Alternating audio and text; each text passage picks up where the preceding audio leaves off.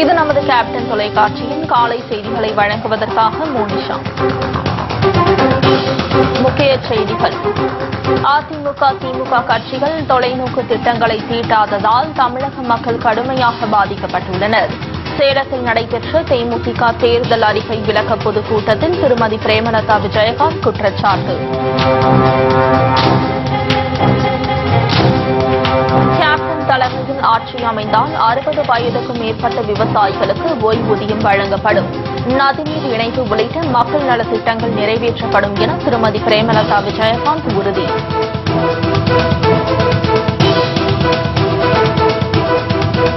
வங்கிகளில் கடன் பெற்று வெளிநாடு தப்பி சென்ற வழக்கு வரும் 9ஆம் தேதி ஆஜராக விஜய் மல்லையாவுக்கு அமலாக்கத்துறை மீண்டும் சம்மன்.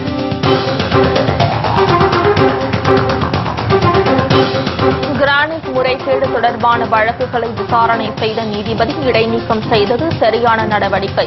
IAS அதிகாரி சகாயம் கருத்து.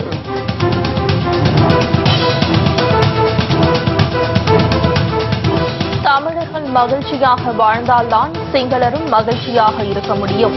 இலங்கை அதிபர் மைத்ரிபால சிறிசேனா பேச்சு.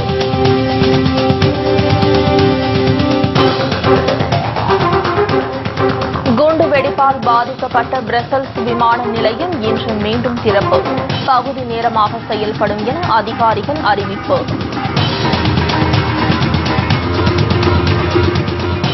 தமிழகத்தில் ஆட்சி செய்து அதிமுக திமுக கட்சிகள் தொலைநோக்கு திட்டங்களை செயல்படுத்தாததால் பெண்கள் விவசாயிகள் என அனைத்து தரப்பினரும் கடுமையாக பாதிக்கப்பட்டுள்ளதாக திருமதி பிரேமலதா விஜயகாந்த் குற்றம் சாட்டியுள்ளார். தேமுதிகவின் தேர்தல் அறிக்கைகளை தமிழக மக்களிடம் எடுத்துக் கூறும் வகையில் சேலம் மாநகராட்சியில் தேர்தல் அறிக்கை விளக்க பொதுக்கூட்டம் பிரம்மாண்டமான முறையில் நடைபெற்றது. இந்த பொதுக்கூட்டத்தில் கலந்து கொண்டு சிறப்புரையாற்றிய திருமதி பிரேமலதா விஜயகாந்த் சேலம் மாவட்டம் எப்போதுமே கேப்டனின் கோட்டையாக திகழ்வதாக கூறினார். பெண் சிசு கொலைகள் அதிகம் நடைபெற்ற மாவட்டமான இங்கு பெண்கள் நாட்டின் கண்கள் என்ற திட்டத்தை கேப்டன் முதலில் தொடங்கி வைத்தார் என்றும் பெருமிதம் கொண்டார்.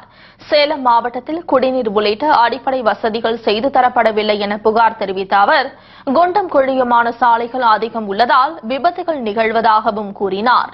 கேப்டன் தலைமையில் ஆட்சி அமைந்தால் சேலம் மாவட்டத்தில் மிகப்பெரிய தொழிற்சாலைகள் அமைக்கப்பட்டு சிறு குறு தொழில்கள் மேம்படுத்தப்படும் என திருமதி பிரேமலதா விஜயகாந்த் உறுதி தெரிவித்தார். ஆங்கிலேயர்களால் கட்டப்பட்ட மேட்டூர் அணை இதுவரை தூர்வாரப்படாததால் தண்ணீரை தேக்கி வைக்க முடியாமல் பெண்கள் விவசாயிகள் என அனைத்து தரப்பினரும் கடுமையாக பாதிக்கப்பட்டுள்ளதாக தெரிவித்தார். இதற்கு தொலைநோக்கு பார்வை இல்லாமல் நடைபெற்ற அதிமுக திமுக ஆட்சிகளே காரணம் என்றும் அவர் புகார் தெரிவித்தார். இதுவரைக்கும் ஆட்சி செஞ்ச திமுகவோ அதிமுகவோ எந்த ஒரு திட்டத்தையும் இங்கு செய்யல. தமிழ்நாடுடைய அரசியல் அமைப்பே ரொம்ப காமெடியா இருக்கும். நான் எல்லா தொகுதிக்கும் போயிருக்கேன், மேட்டூருக்கும் போயிருக்கேன். அவ்வளோ பெரிய டேம் இருக்கும்.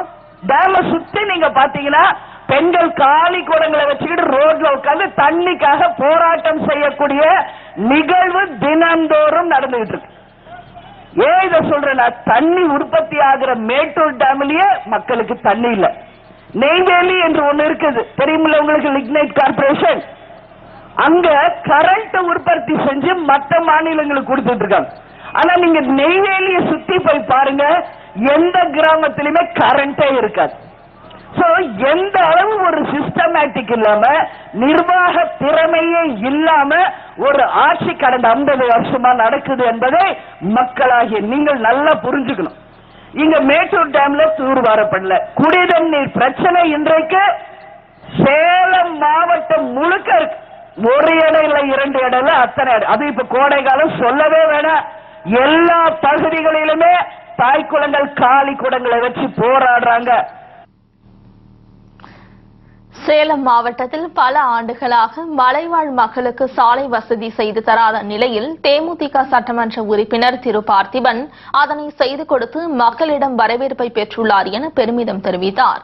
தேமுதிக சட்டமன்ற உறுப்பினர்கள் சட்டப்பேரவையில் இருந்து இடைநீக்கம் செய்யப்பட்ட போது அதிமுக அரசின் அராஜக போக்குக்கு உச்சநீதிமன்றம் சவுக்கடி உத்தரவு கொடுத்து சரித்திரம் படைத்ததாகவும் அவர் கூறினார். கங்கவெளி தொகுதிகளில் 9 பாலங்கள் அமைக்கப்பட்டுள்ளதாக தெரிவித்த திருமதி பிரேமலதா விஜயகாந்த் தேமுதிக சட்டமன்ற உறுப்பினர்கள் மக்கள் மனதில் இடம் பிடித்துள்ளதாகவும் கூறினார். ஆகவே மக்களின் ஆதரவை பெற்றுள்ள அவர்கள் அனைவரும் மீண்டும் சட்டமன்ற உறுப்பினர்களாக தேர்வு செய்யப்படுவார்கள் என்றும் அவர் தெரிவித்தார். பாலமலைன்னு ஒரு மலை ஒண்ணு இருக்கு. நானும் போனப்ப அவருக்காக ஓட்டு கேட்க போயிருக்கிறப்போ அதெல்லாம் நாங்களும் பார்த்தோம். பல வருடங்களாக அந்த மலைப்பகுதியில் இருக்கிற மக்களுக்கு சாலை வசதி என்பதே கிடையாது. ஆனால் இதுவரைக்கும் ஆட்சி செஞ்ச திமுகவோ அதிமுகவோ அந்த மலைவாழ் மக்களுக்காக சாலை வசதியோ எந்த அடிப்படை வசதியோ செஞ்சதே கிடையாது. முதல் முறையாக நமது சட்டமன்ற உறுப்பினர் அந்த சாலையை நிச்சயமாக நாங்கள் வெற்றி பெற்ற வந்தவுடனே சாலையை அமைச்சு கொடுப்போம் சொல்லி வாக்குறுதி கொடுத்தார். நானும் அவருக்காக ஓட்டு கேட்க போறப்ப இதே வாக்குறுதியை எங்களுடைய சட்டமன்ற உறுப்பினர் ஜெயிச்சு வந்தவுடனே உறுதியாக இங்க இருக்கிற பாலமலைக்கு சாலை அமைத்து கொடுப்போம், இது உறுதி என்ற வாக்குறுதியை மேட்டூர் தொகுதி மக்களுக்கு நான் வாக்களித்தேன்.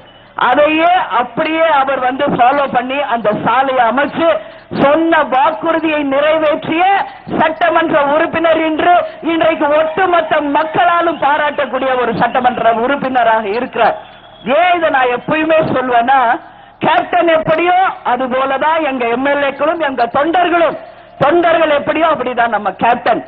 கேப்டன் ஒரு வார்த்தை சொன்னா அந்த வார்த்தையில நிப்பார். அதுக்குதான் எல்லா இடத்துலயும் நான் சொல்றது, துளசி கூட வாசம் மாறும், நம்ம தவசி வார்த்தை மாறியதாக சரித்திரமே கிடையாது என்பதை எல்லா இடங்களிலுமே நான் உறுதியாக சொல்றேன். அந்த வகையில நமது சட்டமன்ற உறுப்பினர் பார்த்திபனும் சொன்ன வாக்குகள் அத்தனையுமே நிறைவேற்றியிருக்கார். கேப்டன் தலைமையில் ஆட்சி அமைந்தவுடன் விவசாயிகள் மற்றும் நெசவாளர்களின் பிரச்சினைகளுக்கு தீர்வு காண்பதுடன் நதிகளை இணைப்பதுதான் முதல் பணி என தெரிவித்தார். இதேபோல் திருநங்கைகளின் வாழ்க்கை தரம் மேம்பட அனைத்து திட்டங்களும் செயல்படுத்தப்படும் என்று திருமதி பிரேமலதா விஜயகாந்த் அப்போது உறுதியளித்தார். இந்த பொதுக்கூட்டத்தில் கேப்டன் விஜயகாந்த் அணியில் இடம்பெற்றுள்ள மக்கள் நல கூட்டணியின் முன்னணி நிர்வாகிகள், தேமுதிக நிர்வாகிகள், மகளிர் அணியினர், கழக தொண்டர்கள், திருநங்கைகள் என பல்லாயிரக்கணக்கான மக்கள் கலந்து கொண்டனர்.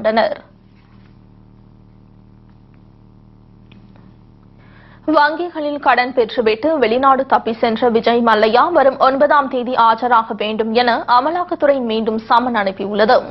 பாரத ஸ்டேட் வங்கி உட்பட 17 வங்கிகளிடம் இருந்து 9,000 கோடி ரூபாய் அளவிற்கு கடன் பெற்ற தொழிலதிபர் விஜய் மல்லையா அதனை திருப்பி செலுத்தவில்லை என்ற புகார் எழுந்தது. புகாரை தொடர்ந்து விஜய் மல்லையா வெளிநாடு சென்றுவிட்டார். அவர் மீது அமலாக்க பிரிவு, சிபிஐ என பல புலனாய்வு அமைப்புகள் வழக்கு பதிந்து விசாரணை நடத்தி வருகின்றன. இந்நிலையில் நிதி மோசடி தடுப்பு வழக்கில் நேற்று நேரில் ஆஜராக விஜய் மல்லையாவுக்கு அமலாக்கத்துறை சம்மன் அனுப்பியிருந்தது. ஆனால் மே மாதம் வரை அவகாசம் கேட்டு விஜய் மல்லையா கோரிக்கை விடுத்துள்ளார். ஏற்கனவே மார்ச் 18ஆம் தேதி ஆஜராக அனுப்பிய மற்றொரு சம்மனுக்கு ஏப்ரல் மாதம் வரை அவகாசம் கேட்டிருந்தார். இந்நிலையில் விஜய் மல்லையா வரும் 9ஆம் தேதி ஆஜராக வேண்டும் என அமலாக்கத்துறை மீண்டும் சம்மன் அனுப்பியுள்ளது.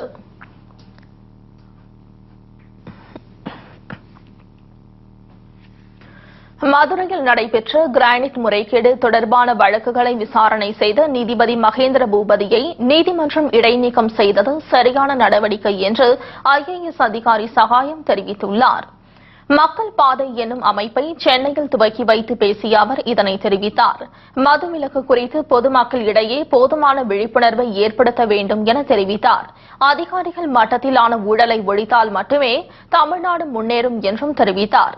மதுரையில் நடைபெற்ற கிரானைட் முறைகேடு தொடர்பான வழக்குகளை விசாரணை செய்த நீதிபதி மகேந்திர பூபதியை நீதிமன்றம் இடைநீக்கம் செய்தது சரியான நடவடிக்கை என்று சகாயம் அப்போது தெரிவித்தார். என்னுடைய கடமையை நான் செய்திருக்கிறேன். உயர்நீதிமன்றம் உத்தரவிட்டதற்கு இணங்க நான் மிகச்சரியாக என்னுடைய விசாரணையை நடத்தி ஒரு விரிவான ஒரு அறிக்கையை நான் சமர்ப்பித்திருக்கிறேன். இப்பொழுது அது உயர்நீதிமன்றத்தினுடைய பரிசீலனையில் இருக்கிறது. எனவே நான் நீதிமன்றத்தினுடைய செயல்பாடுகளை பற்றி நான் எதுவும் சொல்ல இயலாது. பணி இடைநீக்கம் செய்யப்பட்டிருப்பதே உயர்நீதிமன்றம் இதில் மிகச்சரியான ஒரு நடவடிக்கை எடுத்திருக்கிறது என்பதைத்தான் காட்டுகிறது. எனவே தொடர்ந்து இத்தகைய நடவடிக்கைகளை எடுக்கும் என்று நான் நம்புகிறேன். மதுவை பொறுத்த வரைக்கும் இன்னும் இந்த இளைஞர்களிடத்திலே விழிப்புணர்வைத்தான் நம்மளவில் அதை ஏற்படுத்த முடியும். அந்த அளவில் தான் நாம் செயல்பட முடியும். தமிழர்கள் மற்றும் இஸ்லாமியர்கள் மகிழ்ச்சியாக வாழ்ந்தால்தான் சிங்களர்கள் வாழ்விலும் மகிழ்ச்சி ஏற்படும் என இலங்கை அதிபர் மைத்ரிபால சிறிசேனா கூறியுள்ளார். இலங்கையின் கிழக்கு மண்டலத்தில் உள்ள எராவூர் நகரில் நடைபெற்ற நிகழ்ச்சியில் கலந்து கொண்டு பேசிய அவர் இதனை தெரிவித்துள்ளார். சிறுபான்மையினரின் பிரச்சினைகளை முந்தைய அரசுகள் கண்டு கொள்ளாததால் அவர்கள் ஆயுதம் ஏந்தும் நிலைமையும் சென்றதாகவும் இனி ஆயுதம் ஏந்தும் எண்ணம் மக்களிடம் ஏற்படக்கூடாது எனவும் கூறினார். நாட்டின் வளர்ச்சி என்பது குறிப்பிட்ட பகுதியில் மட்டும் இருக்கக்கூடாது என தெரிவித்த அவர் கல்வி, சுகாதாரம், போக்குவரத்து என அனைத்து துறைகளிலும் அனைத்து சமுதாயத்தினருக்கும் சம உரிமை அளிக்கப்பட வேண்டும் என்றார். சிறுபான்மை தமிழர்களும் இஸ்லாமியர்களும் நல்லிணக்கத்துடன் மகிழ்ச்சியாக வாழ்ந்தால்தான் நாமும் மகிழ்ச்சியாக வாழ முடியும் என்பதை சிங்களர்கள் உணர வேண்டும் என்றும் அவர் கேட்டுக் கொண்டார். சிறுபான்மையினர் பயனடையும் வகையில் உருவாக்கப்படும் புதிய அரசியல் அமைப்பு பற்றிய முழு விவர அறிக்கை இந்த மாத இறுதியில் வெளியிடப்படும் எனவும் அதிபர் சிறிசேனா அப்போது தெரிவித்தார்.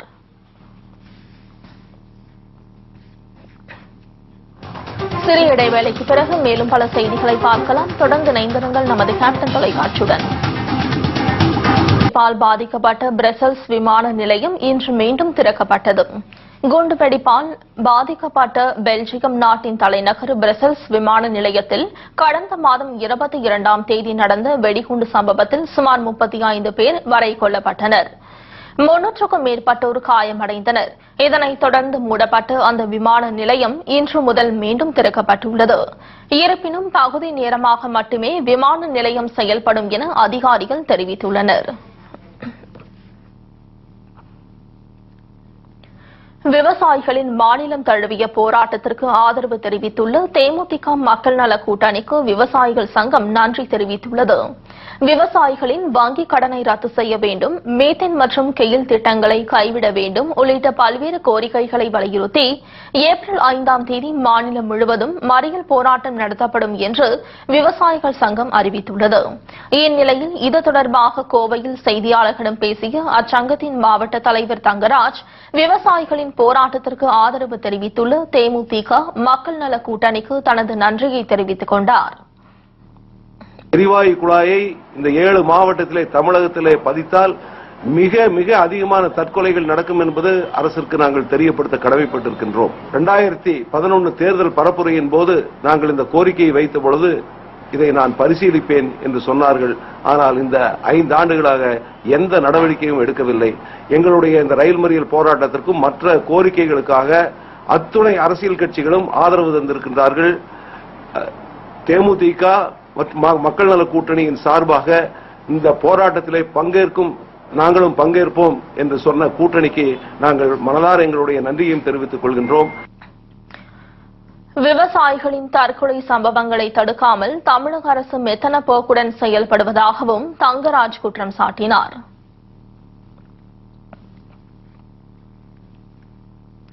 மாமல்லபுரத்தில் சுற்றுலா பயணிகளுக்கான பார்வையாளர் கட்டணம் உயர்த்தப்பட்டுள்ளதற்கு மதிமுக பொதுச் செயலாளர் வைகோ கண்டனம் தெரிவித்துள்ளார்.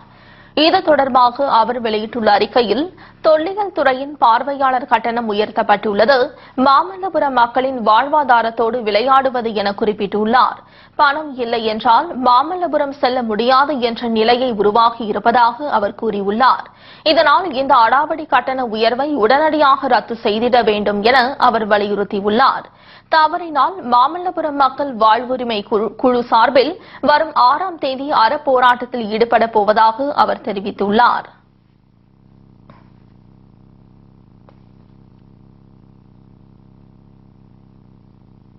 மன்னார்குடியில் பங்குனி திருவிழாவையொட்டி ரிஷிய முகபர்வதம் வாகனத்தில் எழுந்தருளிய ராஜகோபால சுவாமியை ஏராளமான பக்தர்கள் வழிபட்டனர். வைணவ ஸ்தலங்களில் முக்கிய ஸ்தலமாக விளங்கும் மன்னார்குடி ராஜகோபால சுவாமி கோவிலின் பங்குனி திருவிழா கடந்த மாதம் 26ஆம் தேதி கொடியேற்றத்துடன் தொடங்கியது. அதனைத் தொடர்ந்து நாள்தோறும் சுவாமிக்கு சிறப்பு அபிஷேகம் மற்றும் ஆராதனைகள் நடைபெற்று வந்தன. நிகழ்ச்சியின் 8ஆம் நாளன்று ரிஷிய முகபர்வதம் வாகனத்தில் பட்டாபிராமர் திருக்கோலத்தில் எழுந்தருளிய ராஜகோபால சுவாமி பக்தர்களுக்கு அருள் பாலித்தார். இதில் ஏராளமானோர் கலந்து கொண்டு சுவாமி தரிசனம் செய்தனர்.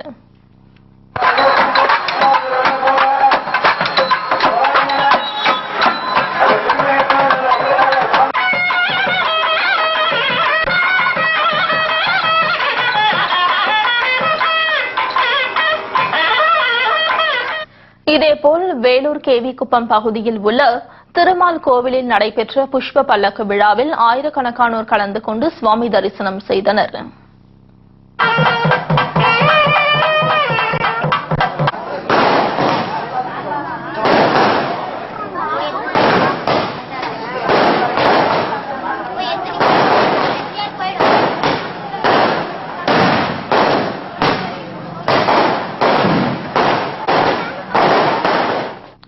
சென்னை பெரம்பூரில் உள்ள விநாயகர் ஆலயத்தின் கும்பாபிஷேக விழாவில் ஸ்ரீ சங்கர விஜயேந்திர சரஸ்வதி சுவாமிகள் கலந்து கொண்டு ஆன்மீக உரையாற்றினர்.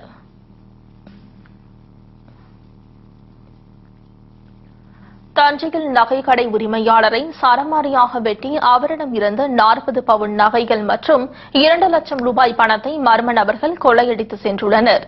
தஞ்சை ஜவுளிச்செட்டி தெருவை சேர்ந்தவர் தனபால் தெற்கு ராஜ வீதியில் நகைக்கடை நடத்தி வரும் இவர் வழக்கம் போல் தமது கடையை பூட்டிவிட்டு நகைகளுடன் வீட்டிற்கு சென்றுள்ளார். அப்போது தனபாலை வழிமறித்த மர்ம நபர்கள் அவரை சரமாரியாக வெட்டி 40 பவுன் நகைகள் மற்றும் 2 லட்சம் ரூபாய் பணத்தை கொள்ளையடித்து சென்றுள்ளனர். இதனையடுத்து அவரை மீட்ட பொதுமக்கள் அரசு மருத்துவமனையில் அனுமதித்தனர். இந்த கொள்ளை சம்பவம் குறித்து மாவட்ட காவல் கண்காணிப்பாளர் மயில்வாகனம் சம்பவ இடத்திற்கு சென்று விசாரணை மேற்கொண்டார். 8:30க்கு தனபால் சொல்லி ஒருத்தருடைய கடையை ஜுவல்லரி கடையை மூடிட்டு சில ஜுவல்ஸ் எல்லாம் பேக்ல எடுத்துட்டு வர்றாரு. வரும்போது வீட்டுக்கு பின்னாடி ஒரு சந்தில் ஒரு லைன் இருக்கு, சின்ன லைன். அது வெளியே வரும்போது சைக்கிள் வர்றாரு. அப்போ 2 பேர் யாரோ பைக்ல வெயிட் பண்ணிட்டு இருந்துக்கிறாங்க. அவர் இவங்க அசால்ட் பண்ணிட்டு அந்த பேக் எடுத்துட்டு போனதாக ஒரு இன்ஃபர்மேஷன். அதான் ஃபாலோ பண்ணிருக்கோம். இப்போ என் ரூட்ல செக் பண்ணி எல்லாம் கம்ப்ளீட்டா வெஹிக்கிள் செக்கிங் ஆல்ரெடி நடந்துட்டு இருக்கு. அவங்களை எல்லாம் அலர்ட் பண்ணிருக்கோம். ஃபாலோ பண்ணிட்டு அக்யூஸ்ட் நம்ம செக்யூர் பண்ணிடலாம். தஞ்சையில் நகைக்கடை இரவு காவலாளியை கொலை செய்து நகைகள் கொள்ளையடிக்க முயற்சி செய்த சில நாட்களிலேயே அதே பகுதியில் மீண்டும் ஒரு கொள்ளை சம்பவம் அரங்கேறியுள்ளது பீதியை ஏற்படுத்தியுள்ளது.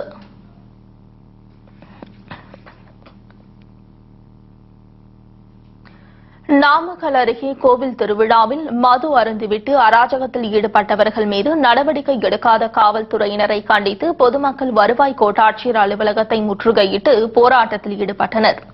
நாமக்கல் மாவட்டம் திருச்செங்கோட்டை அடுத்த ஜேடர்பாளையம் அருகே உள்ள சின்ன கிணத்துப்பாளையம் பகுதியில் உள்ள பகவதி அம்மன் கோவில் திருவிழா கடந்த சில நாட்களாக நடைபெற்று வருகிறது. இதனிடையே திருவிழாவின் போது சிலர் மீது மது அருந்திவிட்டு அராஜகத்தில் ஈடுபட்டதாக கூறப்படுகிறது. இதுகுறித்து பொதுமக்கள் காவல்துறையிடம் புகார் அளித்துள்ளனர்.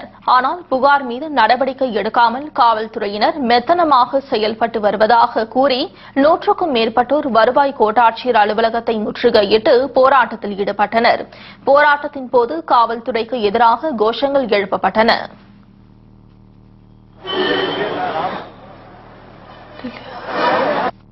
அப்படிங்கறதுக்காக நாங்க அட்வான்ஸா சொல்லியிருந்தோம். அந்த 3 பேரும் அந்த பேச்சுவார்த்தை அனுப்பணும் இல்லைங்களா, அவங்கள 2 பேர் தான் வெட்ட வந்துட்டாங்க, துரத்திக்கிட்டு வந்திருக்காங்க. அவங்க தப்பிச்சுட்டாங்க.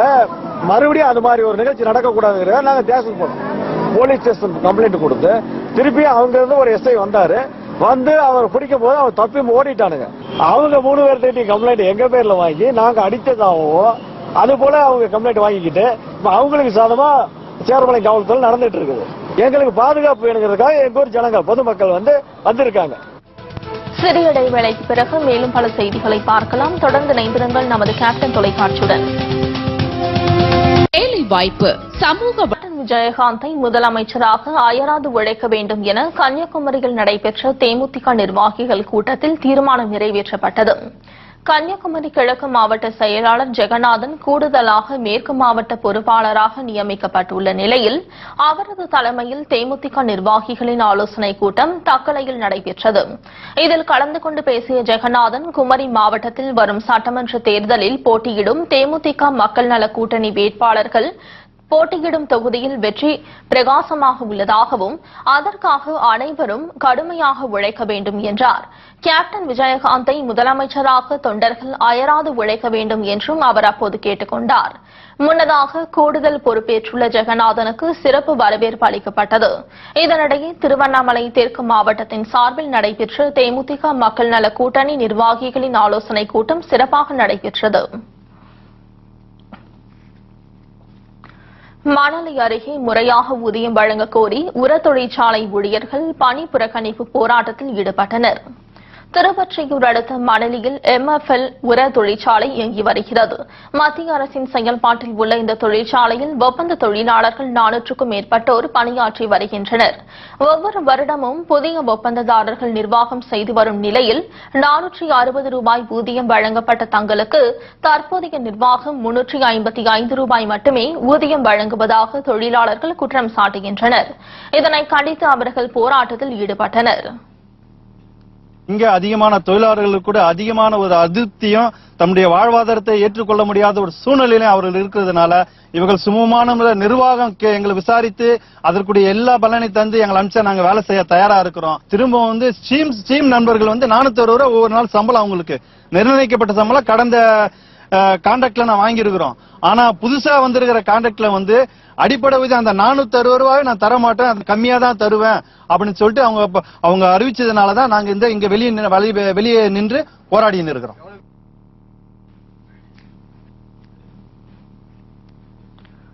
திருச்சி அருகே உரிய ஆவணங்கள் இன்றி கண்டெய்னர் லாரியில் எடுத்து வரப்பட்டு 5,10,000 ரூபாய் மதிப்புள்ள டி-ஷர்ட்டுகளை தேர்தல் பறக்கும் படையினர் பறிமுதல் செய்தனர். திருச்சி ஸ்ரீரங்கம் ஜெயபுரம் பழூர் பகுதியில் பவானி தேர்தல் பறக்கும் படையினர் வாகன சோதனையில் ஈடுபட்டிருந்தனர். அப்போது அந்த வழியாக வந்த கண்டெய்னர் லாரியை மறித்து சோதனை செய்ததில் அதில் உரிய ஆவணங்கள் இல்லாமல் சாக்கு மூட்டையில் 5,10,000 ரூபாய் மதிப்புள்ள டி-ஷர்ட்டுகள் எடுத்து வரப்பட்டது தெரியவந்தது. இதனையடுத்து அவைகள் அனைத்தையும் பறிமுதல் செய்த அதிகாரிகள் ஓட்டுநரிடம் விசாரணை மேற்கொண்டு வருகின்றனர். இதேபோன்று திருச்செங்கோடு அருகே உரிய ஆவணங்கள் இன்றி இருசக்கர வாகனத்தில் எடுத்து வரப்பட்ட 3 லட்சம் ரூபாய் பணத்தை தேர்தல் பறக்கும் படையினர் பறிமுதல் செய்தனர்.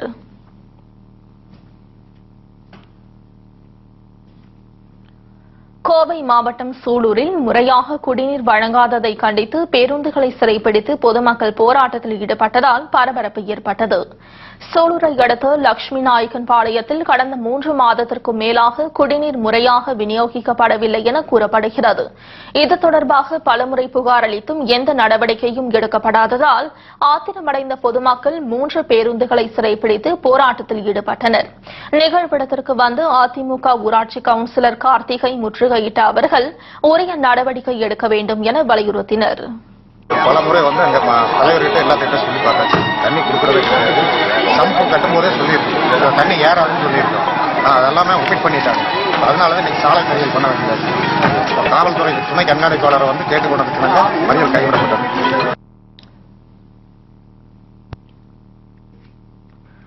ஆரணியில் ஆட்டோ ஓட்டுநர்கள் திடீர் வேலைநிறுத்த போராட்டத்தில் ஈடுபட்டதால் பொதுமக்கள் கடுமையாக பாதிக்கப்பட்டனர். திருவண்ணாமலை மாவட்டம் ஆரணியில் எம்ஜிஆர் பேருந்து நிலையத்தில் 100க்கும் மேற்பட்ட ஆட்டோக்களுடன் ஆட்டோ ஸ்டாண்ட் செயல்பட்டு வருகிறது. இந்நிலையில் ஆட்டோ ஓட்டுநர் சங்க தலைவர் வெங்கடேசன் பொய் வழக்கு தொடர்பாக காவல்துறையினரை அழைத்து சென்றதாக கூறப்படுகிறது. இதனை கண்டித்து ஆட்டோ ஓட்டுநர்கள் வேலைநிறுத்த போராட்டத்தில் ஈடுபட்டனர். இதனால் ஆட்டோ கிடைக்காமல் பொதுமக்கள் கடும் சிரமத்திற்கு ஆளாகியுள்ளனர். கிருஷ்ணகிரி மாவட்டம் தளி அருகே முறையாக ஊதியம் வழங்கப்படவில்லை என கூறி தேசிய ஊரக வேலைவாய்ப்பு தொழிலாளர்கள் சாலை மறியல் போராட்டத்தில் ஈடுபட்டதால் பரபரப்பு ஏற்பட்டது. தளி அருகே உள்ள அஞ்சட்டி ஊராட்சியில் தேசிய ஊரக வேலைவாய்ப்பு திட்டத்தின் கீழ் ஏராளமான தொழிலாளர்கள் வேலை செய்து வருகின்றனர். இவர்களுக்கு தேசியமயமாக்கப்பட்ட வங்கி மூலம் ஊதியம் வழங்கப்பட்டு வந்த நிலையில் இந்த மாதத்திற்கான ஊதியத்தை பெற வங்கிக்கு சென்ற தொழிலாளர்களை வங்கி ஊழியர்கள் அலட்சியப்படுத்தியதாக கூறப்படுகிறது. இதனால் தொழிலாளர்களுக்கும் வங்கி ஊழியர்களுக்கும் இடையே வாக்குவாதம் ஏற்பட்ட நிலையில் ஆத்திரமடைந்த தொழிலாளர்கள் திடீரென சாலை மறியல் போராட்டத்தில் ஈடுபட்டனர்.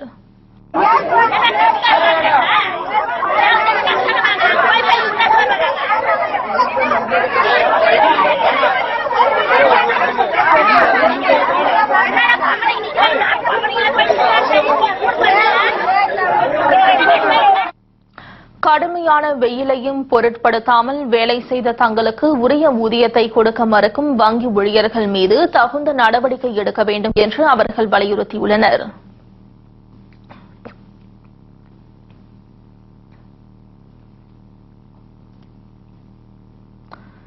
20 ஓவர் உலகக்கோப்பை கிரிக்கெட் போட்டியின் இறுதி ஆட்டத்தில் இங்கிலாந்து மேற்கிந்திய தீவுகள் அணிகள் இன்று பலப்பரீட்சை நடத்துகின்றன.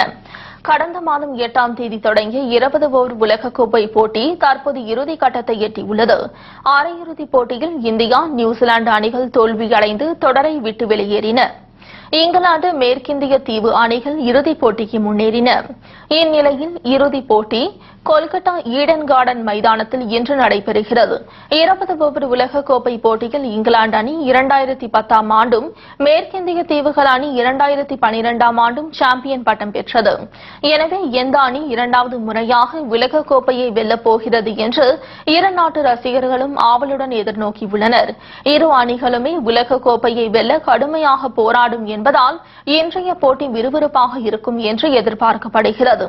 ஆட்டம் இரவு 7 மணிக்கு தொடங்குகிறது.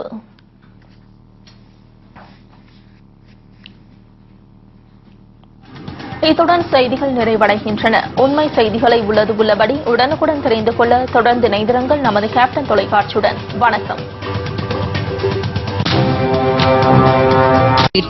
60